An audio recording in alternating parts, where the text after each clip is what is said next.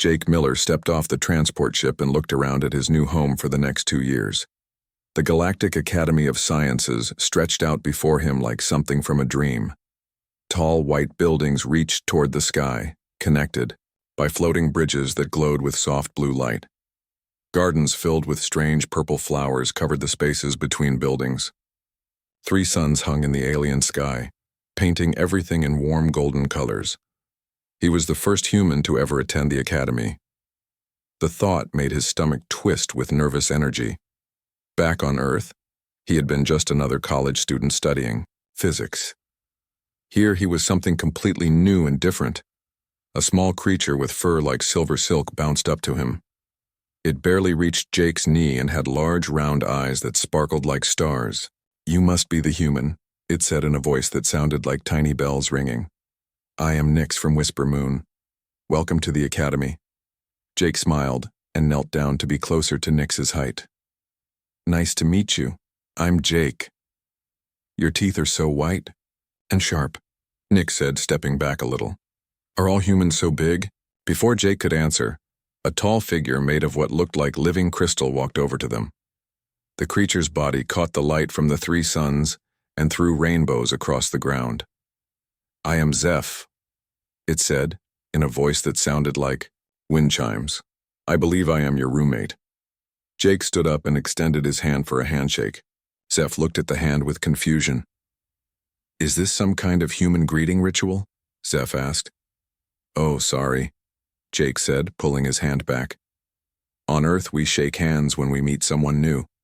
It's just a friendly gesture." "Interesting," Zeph said. "We Quartzians simply share a harmonic frequency." Zeph made a soft humming sound that seemed to come from inside his crystal body. Jake tried to hum back, which made both Zeph and Nix laugh. The sound of their laughter was unlike anything Jake had ever heard.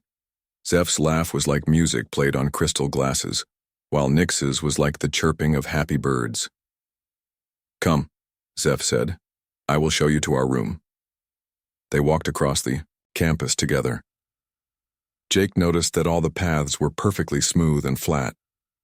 There were no stairs anywhere, only gentle ramps that curved gracefully between levels. The gardens were beautiful but seemed almost too perfect. Every plant was healthy and bright.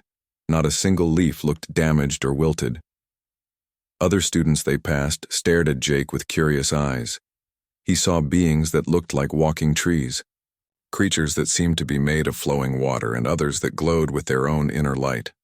All of them watched him as he walked by, whispering to each other in languages he could not understand. "Do not mind them," Zeph said, noticing Jake's discomfort. "Most of us have never seen a human before. Your species is very new to galactic society." Their dormitory room was on the 5th floor of a building that looked like it was made from pearl. The walls curved gently and soft light came from panels in the ceiling. There were 2 sleeping areas, one designed for Jake's human needs and another that looked like a cave filled with smooth crystals for Zeph. "The academy is very safe," Zeph explained as they settled in. "We have not had any accidents in over 300 years. The most dangerous thing here are the flutters in the garden, and they only eat flower nectar." Jake looked out the window at the peaceful campus below. Students walked slowly along the perfect paths. The flutters Zeph mentioned looked like butterflies, made of light floating gently from flower to flower. Everything seemed so calm and quiet. "What is your home world like?" Zeph asked. Jake thought about how to describe Earth. "Well, it's different from here," he said carefully. "We have 1 sun instead of 3, and the weather changes a lot." "Changes how?" Zeph asked, his crystal body shifting colors slightly. "Sometimes it rains. Sometimes it's hot, sometimes cold. In winter, water falls from the sky as ice crystals we call snow." Zeph's body flashed bright white. "Water falls from the sky as ice? That sounds terrifying. How do you survive?" Jake laughed. "It's not scary. Actually, lots of people think snow is beautiful. Kids like to play in it." "Your young ones play in frozen water that falls from the sky?" Zeph's voice rose higher, making a sound like breaking glass. "Sure," Jake said. They build snowmen and have snowball fights and go sledding down hills. Hills? Zeph asked. You mean slopes? The orientation materials warned us about slopes steeper than 15 degrees. They are considered extremely dangerous. Jake tried not to smile. On Earth, a 15-degree slope was so gentle that most people would not even notice it. Kids rode their bikes down steeper hills than that. The hills where I grew up were a lot steeper than that, he said. Zeph was quiet for a long moment. Perhaps human children are much braver than Quartzian children, he said finally. That evening, Jake attended his first dinner in the academy cafeteria. The room was huge, with tables floating at different heights to accommodate students of various sizes. The food was strange but not unpleasant. Everything tasted very mild and soft. He sat with Zeph and met more of his classmates. Lyra was a graceful being who looked like she was made of flowing water. Her voice sounded like a gentle stream. Kor resembled a small tree with arms and legs, his bark-like skin rough but warm. His voice was deep and slow, like wind moving through leaves. Tell us about Earth food, Lyra said. What do humans eat? Jake thought about his last meal before leaving Earth. His mom had made his favorite barbecue ribs with hot sauce. Well, we eat meat from animals, he said. The table went completely silent. Every student stared at him with wide eyes. You eat other living creatures? Kor asked, his voice shaking like leaves in a storm. Some of them, yes, Jake said, suddenly realizing this might not be normal for his new friends. But we also eat plants, fruits and vegetables and grains. But you kill animals and consume their flesh? Lyra's watery form seemed to tremble. Well, yes, but we raise them specifically for food. It's been that way for thousands of years on Earth. Nyx made a small squeaking sound and hid behind Kor's trunk-like legs. The other students continued to stare at Jake as if he had just told them he ate rocks for breakfast. This is normal on your world? Zeph asked quietly. Very normal, Jake said. Most humans eat meat every day. The silence stretched on. Jake began to understand that his normal everyday life might seem very strange to these gentle beings from peaceful worlds. He looked around at their shocked faces and wondered what other simple facts about Earth might surprise them. Outside the cafeteria windows, the three suns were setting, painting the sky in shades of purple and gold. The flutters danced among the perfect flowers in their perfect garden. Everything was safe and beautiful and calm. Jake thought about home, where thunderstorms could knock out power for days, where kids climbed trees despite the risk of falling, where people drove cars at high speeds and somehow survived. For the first time, he began to see Earth through alien eyes. Maybe his world really was different. Maybe it was more dangerous than he had ever realized. But if that was true, what did that make him? Jake's first week at the academy passed quietly. He attended classes on galactic history, advanced physics, and alien biology. The lessons were interesting, but the real education came from talking with his new friends during breaks and meals. On his third day, dark clouds gathered over the academy. The alien students became nervous as the first drops of rain began to fall. Lyra, the water being, actually started to shake when she heard thunder rumbling in the distance. We should go inside quickly, she said, her watery form rippling with fear. Storms are very dangerous. Jake looked up at the clouds. The storm looked like a normal spring shower to him. Back home in Kansas, he had seen storms that could tear apart buildings and throw cars through the air. This was nothing. It's just a little rain, Jake said. Actually, I kinda like storms. They're exciting. All his friends stared at him. Zeph's crystal body flashed bright red, which Jake had learned meant he was scared. You like storms? Kor asked, his tree-like branches pulling closer to his trunk. But they have lightning. Lightning can kill. Well, yeah, lightning can be dangerous, Jake said, but it rarely hits people. I used to watch storms from my bedroom window when I was a kid. My dad and I would sit on the porch and count the seconds between lightning and thunder to see how far away it was. You went outside during electrical storms? Nick squeaked from where he was hiding under a nearby table. Sure, my whole family did. Lots of people do. We have these things called tornado watches where everyone goes outside to look for funnel clouds. Tornado? Lyra asked. though she looked like she did not want to know the answer. Jake realized he had made another mistake. Oh, tornadoes are these spinning columns of air that move really fast. They can destroy entire towns. But they're pretty rare, so most people aren't too worried about them. The silence that followed was broken only by the gentle patter of rain on the academy's dome. Every student in the area had stopped what they were doing to listen to Jake's explanation. "How fast do these tornado things move?" Cor asked quietly. "The wind inside can reach 300 miles per hour, Jake said. "That's about 480 kilometers per hour. Nix fainted. His small, furry body just dropped to the floor with a soft thud. Zeph's crystal form turned completely white, and Lyra seemed to be melting into a puddle of fear. "But that's not even the worst weather we get," Jake continued, not noticing their reactions. "Hurricanes are much bigger. They can cover hundreds of miles and last for days. I lived through 3 of them when I was growing up in Florida." "You lived through multiple weather events that could destroy towns?" Zeph's voice cracked like breaking glass. "Oh yeah. During Hurricane Andrew, we lost our roof and had to live in a shelter for 2 weeks. But that's pretty normal for people who live near the coast." By now, half the cafeteria was listening to their conversation. Students from other tables had moved closer, drawn by the shocked expressions on Jake's friends' faces. The next day brought Jake's first biology class. Professor Vex 9 was a tall, thin being from the desert world Aritis. His skin was rough and brown like tree bark, and he moved very slowly and carefully. "Today we will discuss planetary ecosystems," Professor Vex 9 said in a voice that sounded like sand shifting in wind. "Each world develops its own balance of plant and animal life. Let us start with safe, stable environments." He showed pictures of different alien worlds.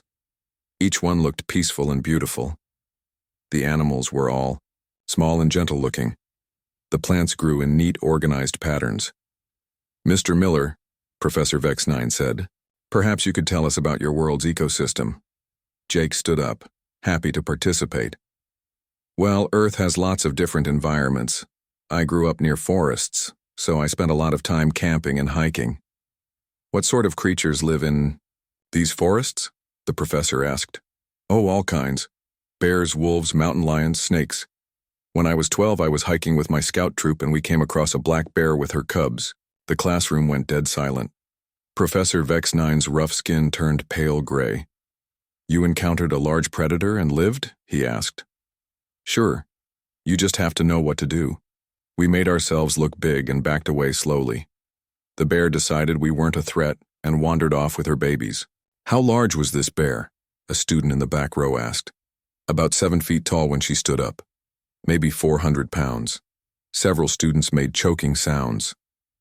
One student, a floating gas being from the cloud world Nimbus, actually deflated and had to be helped from the room.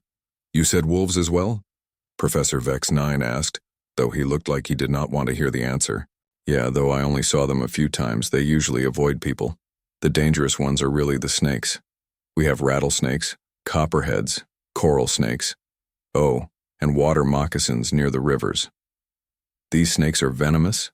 the professor asked. "Very venomous. A rattlesnake bite can kill a person in a few hours if you don't get to a hospital." Professor Vex 9 sat down heavily. "And children on your world play in areas where these creatures live?" "Well, yeah. That's where the fun stuff is. We built tree houses, went swimming in the rivers, had campfires. You learn to watch out for dangerous animals, but you can't just stay inside all the time." "You built elevated structures in trees that contained predators?" "Sure. Some of the best tree houses were in the biggest trees way up high. It was awesome." The professor canceled the rest of the class. As students filed out, Jake could hear them whispering to each other in their various languages. The few words he could understand included Deathworld, impossible, and how are they still alive. At lunch, Jake sat with his usual group. They all looked at him differently now, like he was some kind of strange creature they had never seen before. "Jake," Lyra said carefully, "what do the plants on your world eat?" "Plants? They don't eat anything. They make their own food from sunlight and water." "All of them?" Cor asked. His bark-like skin looked worried. "Well, no. Some plants eat insects, and there are a few that are poisonous to touch. Poisonous how? Nix asked from where he was hiding behind Zeph. Well, poison ivy gives you a really itchy rash that lasts for weeks. Poison oak is even worse. And there's this plant in Australia called the jimpy tree that's so painful to touch that people have killed themselves rather than deal with the pain. The entire cafeteria had gone quiet again. Students from other tables were openly staring now. Your world has plants that cause pain so severe that beings choose death? Zeph asked, his crystal body flashing through colors Jake had never seen before. Well, it's pretty rare. Most people know to avoid those plants. Most people know because others have touched them and died. Actually, yeah, we learn about dangerous plants in school.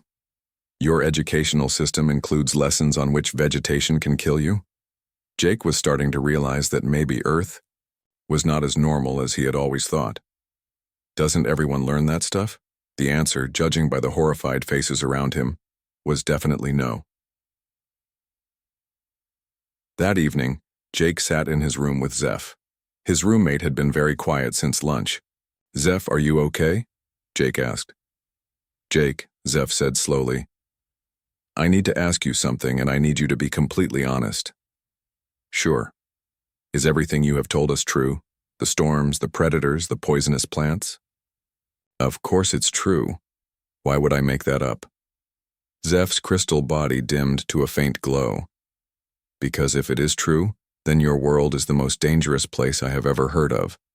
No wonder your species is so strong and resilient. Jake lay on his bed and looked out at the perfect alien sky. 3 moons hung in the darkness, casting gentle light on the peaceful campus below.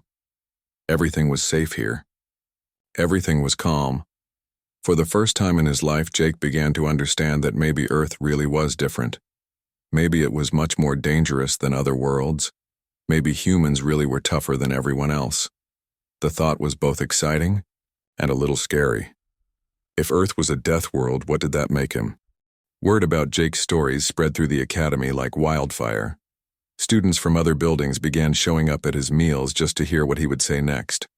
Professors started asking him questions about Earth during classes. Even the cleaning robots seemed to pause near him when he talked. On Friday morning, Jake was called to the office of Dean Harmony. The dean was the oldest being at the academy, having lived for over 800 years. She looked like a tall tree made of silver light, with branches that moved like gentle arms. Jake Miller, she said in a voice that sounded like wind through leaves. I have heard some very interesting things about your homeworld. Jake sat down in the chair across from her desk. The chair was too small for him, like most furniture at the academy. I hope I haven't said anything wrong. Not wrong, no, but perhaps more shocking than you realize. Dean Harmony's branches swayed thoughtfully. I have been alive for 8 centuries. I have visited over 300 worlds. I have never heard of a planet like yours. Is that bad? I am not sure yet, but I would like you to give a presentation about Earth to the entire academy. Would you be willing to do that? Jake thought about it. He had given presentations in college before, though never to an audience of aliens. Sure, I guess I could do that. Excellent, we will schedule it for next Friday evening. The entire academy will attend. Jake spent the next week preparing his presentation. He wanted to show his classmates that Earth was not just dangerous, but also beautiful. He collected pictures from his phone and his laptop, choosing images that showed the best of his home world. Friday evening came quickly. The academy's main auditorium was packed. Jake had never seen so many different types of beings in one place. The audience looked like a collection of living jewels, flowing water, growing plants, and glowing lights. Dean Harmony introduced him, and Jake walked to the front of the stage. His hands were shaking a little as he began. Hi everyone, I'm Jake Miller, and I want to tell you about my home planet, Earth. He started with what he thought were the easy topics. The first slide showed a picture of his hometown during different seasons. Earth has 4 seasons, he said. In winter, the temperature can drop to minus 40 degrees. In summer, it can reach over 40 degrees above zero. A student in the front row raised a tentacle. You mean the temperature changes by 80 degrees during one year? Yeah, that's pretty normal, Some places have even bigger changes. Worried whispers filled the auditorium. Jake moved to his next slide, showing a thunderstorm. This is what we call a normal storm. The lightning you see can reach temperatures of 30,000 degrees. That's 5 times hotter than the surface of our sun. Several students got up and left. Jake could see others covering their eyes or hiding behind their friends. But don't worry, Jake said quickly. Lightning rarely hits people. We just stay inside during big storms. He clicked to the next slide, showing a picture of the Rocky Mountains. These are some mountains near where I used to live. People climb them for fun. That tallest peak is about 14,000 feet high. 14,000 feet? A voice called from the audience. That is nearly 3 miles above sea level. How do you breathe?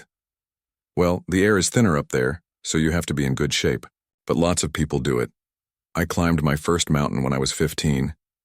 Jake could see Professor Vex 9 in the audience. The biology teacher was shaking his head in disbelief. The next slide showed the ocean. Jake had picked a beautiful picture of waves crashing on a rocky shore. This is the Pacific Ocean. It covers about 1/3 of our planet. The water is salt water, which means you can't drink it. And it's full of life. He clicked to the next slide, showing a great white shark. This is a great white shark. They can grow to 20 feet long and weigh over 2 tons. They have 300 teeth arranged in multiple rows. The auditorium erupted in screams. At least 20 students ran for the exits. Nix fainted again, and Zeph's crystal body went completely black. But they're actually not that dangerous to humans, Jake said, trying to calm everyone down. Only about 5 people per year die from shark attacks worldwide. Only 5?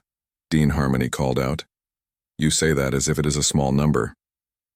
Well, compared to Earth's population of 8 billion people, 5 is pretty small. 8 billion? The dean's branches stopped moving entirely. Your world has 8 billion humans? Yeah, give or take a few million. Dead silence filled the auditorium. Jake realized he might have made another mistake. How do 8 billion beings survive on a world with weather that changes 80 degrees? Lightning that burns hotter than stars and oceans full of giant predators? A student shouted from the back. Jake clicked to his next slide, showing a picture of his old neighborhood. Kids were playing in a park, riding bikes, and climbing on playground equipment. These are human children playing outside, he said. This is normal for us. Those young ones are outside? Lyra's voice carried across the silent auditorium. In the same environment with all these dangers? Sure. Kids play outside every day. They swim in the ocean, climb trees, ride bikes down hills. It's how they learn and grow. They swim in the ocean? The same ocean with the giant predators? Well, yeah. Though most beaches have lifeguards who watch for sharks. What is a lifeguard? Core asked. Someone whose job is to rescue people from drowning. People drown regularly enough that you need specialists to rescue them? Jake was starting to realize that every answer he gave just made things sound worse. Well, water can be dangerous if you don't know how to swim. So you teach your children to swim in deadly waters? We teach them to swim so the water isn't deadly. Jake clicked to his next slide, showing a family barbecue in a backyard. This is my family having a barbecue. We're cooking meat over an open fire. You use fire for food preparation? A student called out. Sure. Fire is really useful. We use it for cooking, heating our homes, and lots of other things. You bring fire into your homes? Well, we control it carefully. We have fireplaces and stoves and candles. Jake was starting to sweat. Every slide seemed to make his audience more terrified. He clicked to a picture of his dog, Max. This is my dog, Max. He's a German shepherd. Dogs are descended from wolves, but we've bred them to be friendly companions. You domesticated predators and keep them in your homes? They're not predators anymore, they're pets. Max is really gentle. He loves kids. This creature could kill a child, but you trust it around your young? Max would never hurt anyone. Dogs are loyal and protective. They've been human companions for thousands of years. Jake could see that he was losing his audience. Many seats were now empty, and the remaining students looked like they were ready to run at any moment. He clicked to his final slide showing Earth from space. "This is Earth," he said. "It's the only home humanity has ever known. Yes, it can be dangerous. Yes, there are storms and predators and poisonous plants. But it's also beautiful. It taught us to be strong, to work together, to protect each other." He paused, looking out at the frightened faces in the audience. "I know it sounds scary to you, but to us it's just home. We don't think of ourselves as particularly tough or brave. We're just doing what we need to do to survive and be happy." The auditorium was completely silent. Jake could hear his own heart beating in his chest. Then, slowly, Dean Harmony began to clap.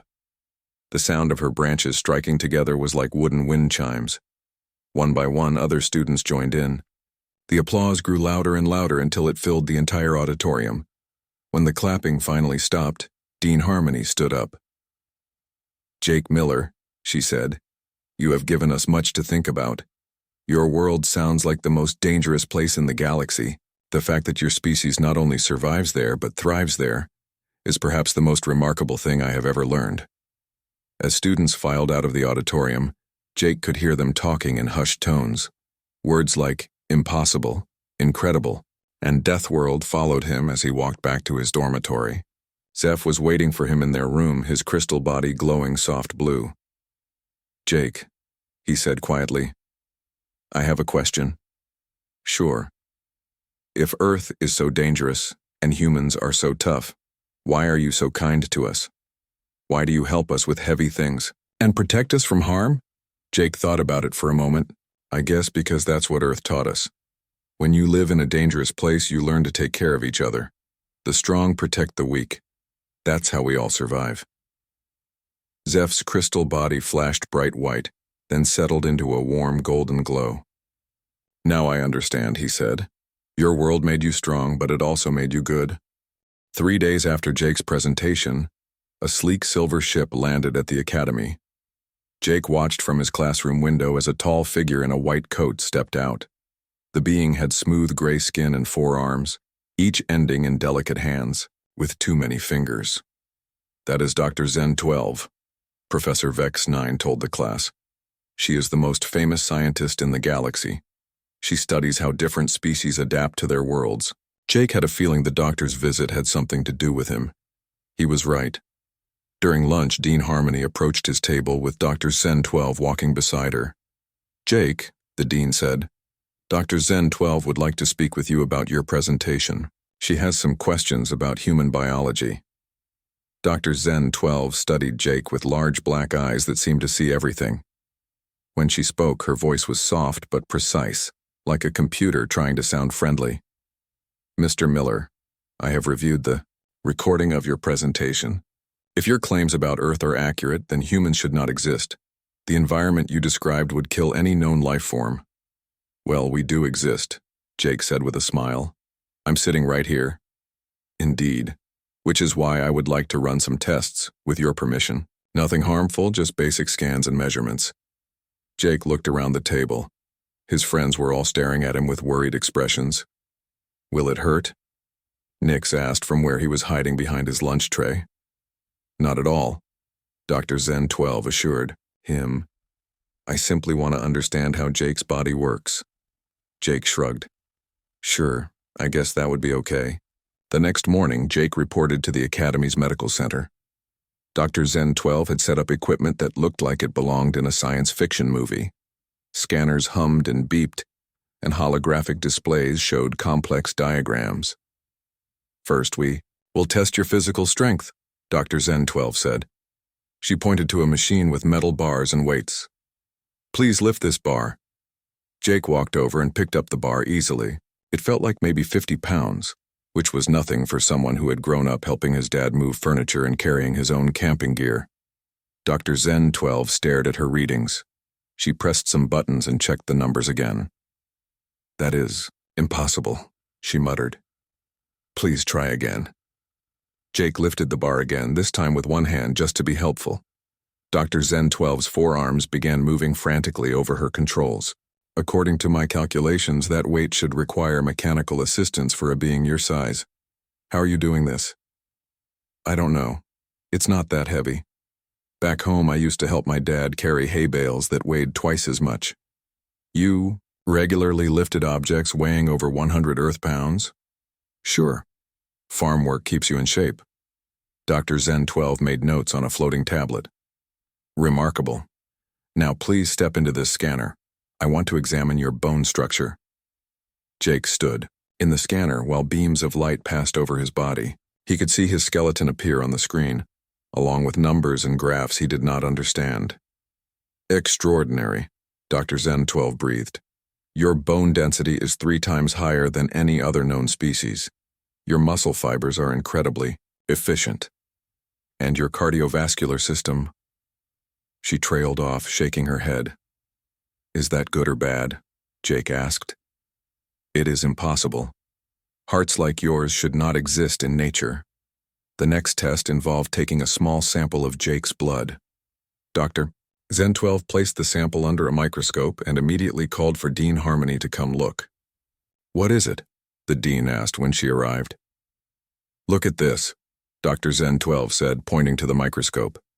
His blood is fighting off dozens of pathogens that would kill any other species instantly. Dean Harmony looked through the microscope. Her silver branches rustled with concern. His blood is constantly at war? Not war, Dr. Zen 12 corrected. More like training exercises. His immune system is so aggressive that it needs regular challenges to function properly. This explains why humans from clean environments often become ill when exposed to normal bacteria. You mean Jake's body is designed to fight deadly diseases every day? Dean Harmony asked. Designed is the wrong word. Evolved is better. His species developed in an environment so hostile that their bodies had to become living weapons against infection and injury. Jake was starting to feel like a science experiment. Is this normal for humans? He asked. From what I can determine, yes. You appear to be completely average for your species, which makes this even more remarkable. The final test was the one that shocked everyone the most. Dr. Zen 12 wanted to test Jake's pain tolerance. She attached a small device to his arm that would deliver mild electrical pulses. Please tell me when the sensation becomes uncomfortable, she said. She started the test. Jake felt a tiny tingling sensation, like static electricity. I don't feel anything yet, he said. Dr. Zen 12 increased the power. 12. Jake felt a slight buzz. Still nothing. She increased it again, and again. By the time Jake said, okay, that's starting to feel weird, Dr. Zen 12 was staring at her controls in disbelief. This level of electrical stimulation would render most species unconscious, she said. You describe it as weird? It's like when you touch a doorknob after walking on carpet. Annoying, but not painful.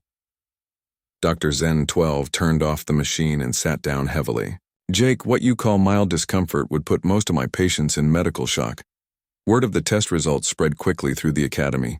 Students began approaching Jake with requests for help with physical tasks they had never dared attempt before. Core asked Jake to help him reach books on high shelves in the library. Jake easily lifted the tree-like being up to reach the top shelves, something that would have required special equipment before. Nix got stuck in a drain pipe while exploring the campus. The maintenance robots could not fit in the narrow space, but Jake crawled in and pulled the small furry student out without any trouble. When Lyra's water tank in her dormitory room started leaking, Jake lifted the entire tank by himself, while repair robots fixed the bottom. The tank weighed several hundred pounds when full, but Jake carried it like it was a large suitcase. How do you make it look so easy? Lyra asked as Jake set the repaired tank back in place. I guess I'm just used to heavy lifting, Jake said. My summer job back home was moving furniture. You carried furniture for money? Yeah, it paid pretty well, although the worst part was carrying refrigerators upstairs. You carried cooling units up inclined surfaces? Zeph asked, his crystal body flashing red with alarm. Sure. Some apartments don't have elevators. You just have to be careful not to drop anything. That evening, Jake's friends gathered in his room to discuss what they had learned. Jake, Lyra said carefully, we have been talking, and we think you might not understand how unusual you are. What do you mean? The tests today proved that you are stronger than any being we have ever met, Core explained. Your body fights off diseases that would kill us instantly. You can tolerate pain that would destroy our minds. But I'm just a regular human. Jake protested. Back home, I was never the strongest guy in my class. I played soccer, but I wasn't even good enough for the varsity team. Jake, Zeph said gently, if you are a regular human, then your entire species is incredible. Think about it, Nix added, no longer hiding behind furniture when he talked to Jake. Everything you have told us about Earth would be impossible for us to survive. But you grew up there. You played there. You thought it was normal. Jake looked around at his friends. They were all watching him with expressions of wonder and respect. On our worlds, Lyra continued, the strongest beings need help to lift what you call light objects. Our best athletes could not climb the smallest earth mountain. Our bravest warriors would run from your house pets. You're saying I'm some kind of super being? No, Dean Harmony said from the doorway. Jake had not heard her enter. You are exactly what you claim to be, an ordinary human. That is what makes this so extraordinary. She moved into the room, her silver branches catching the light from the 3 moons outside. Jake, your species evolved on a world that would kill any of us within hours. The fact that 8 billion humans not only survive there but build cities, and art and music and literature is perhaps the greatest achievement in galactic history. But we're not trying to achieve anything special, Jake said. We're just living our lives. Exactly, Dean Harmony said with what might have been a smile. You do the impossible every day and you call it normal. You are strong enough to crush most of us without trying. Yet you use that strength to help and protect. You come from a world of constant danger, yet you are kind and gentle. Jake felt overwhelmed by their words. He had never thought of himself as special. He was just Jake Miller from Kansas, a college student who liked physics and soccer and helping his friends. I think, he said slowly, that maybe Earth made us strong so we could take care of each other. When everything around you is dangerous, you learn that the most important thing is keeping your family and friends safe. His alien friends nodded in understanding.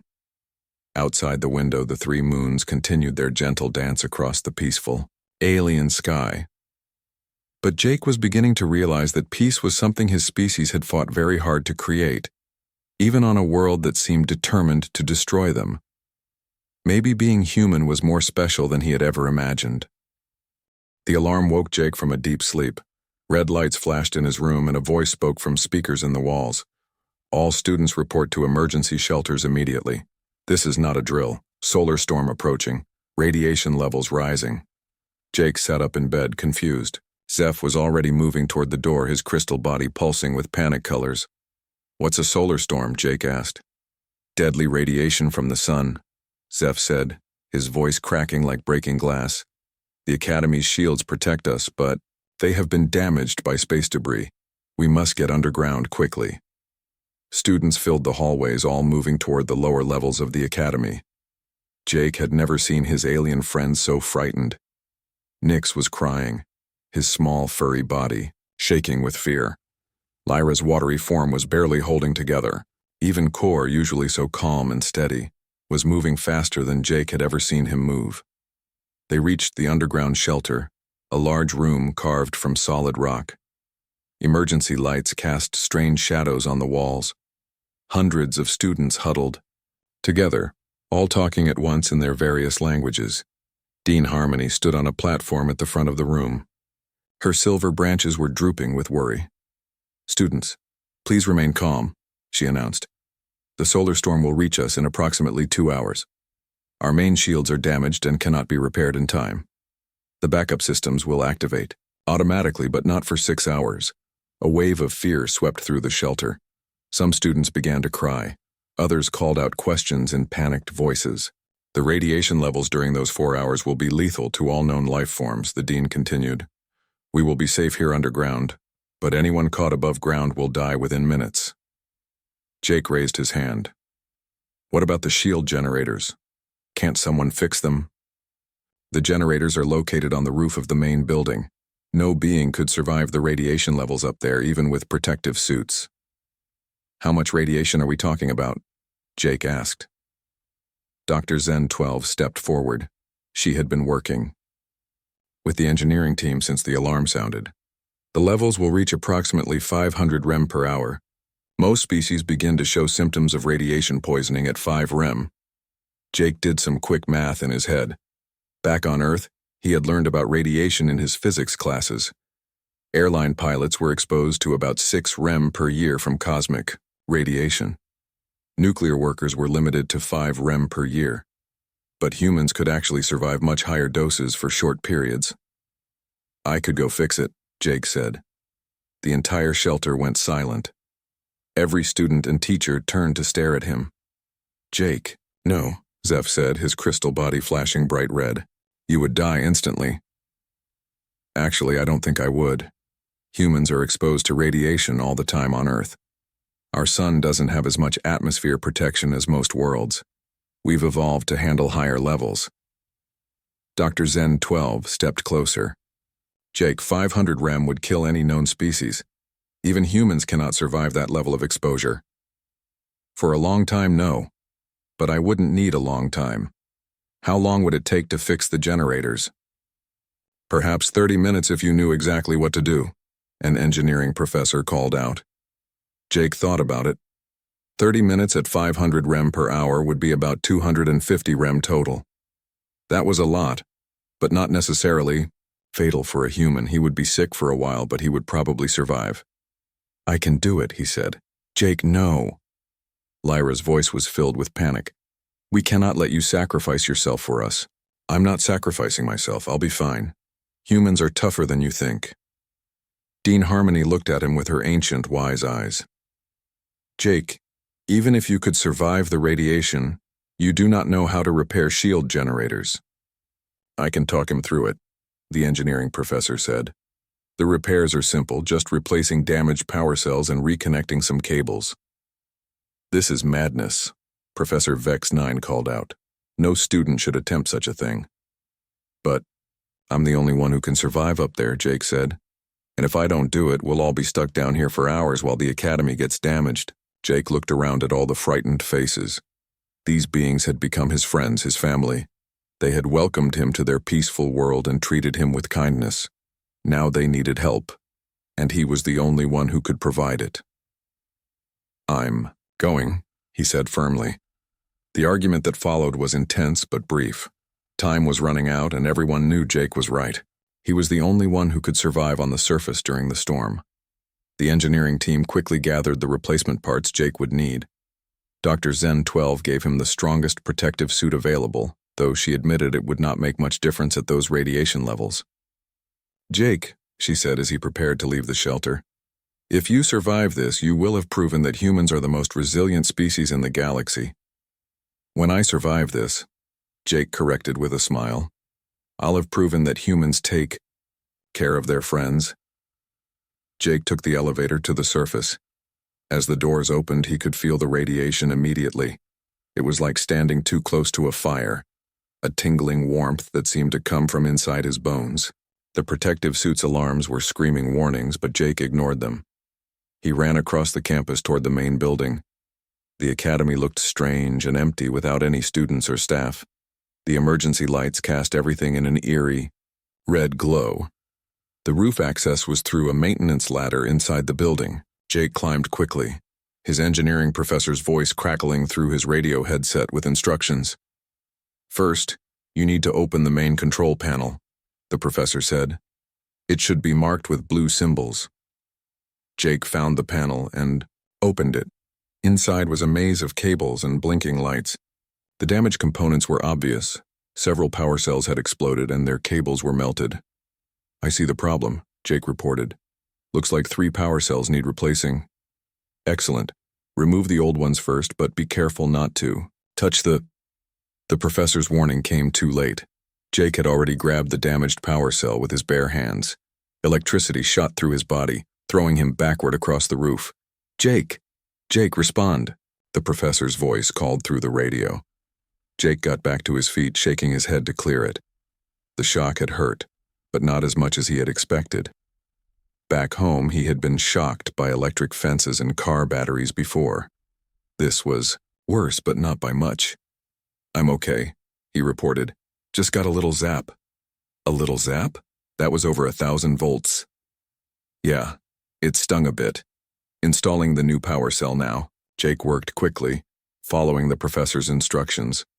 His hands were steady despite the radiation and the recent electric shock.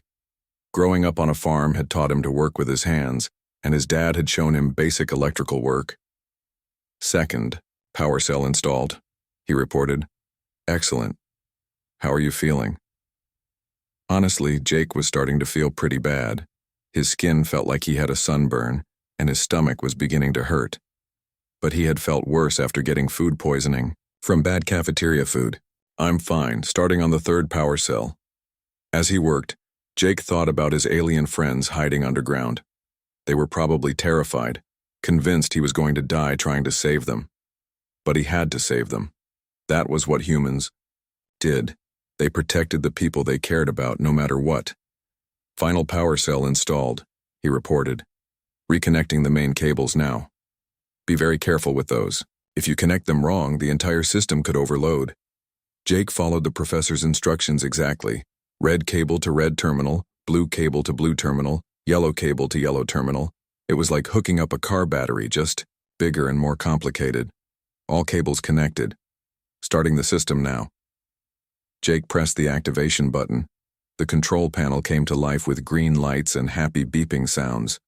Around the campus he could see the shield generators beginning to glow. It's working, the professor's voice crackled with excitement. Jake, you did it, the shields are back online.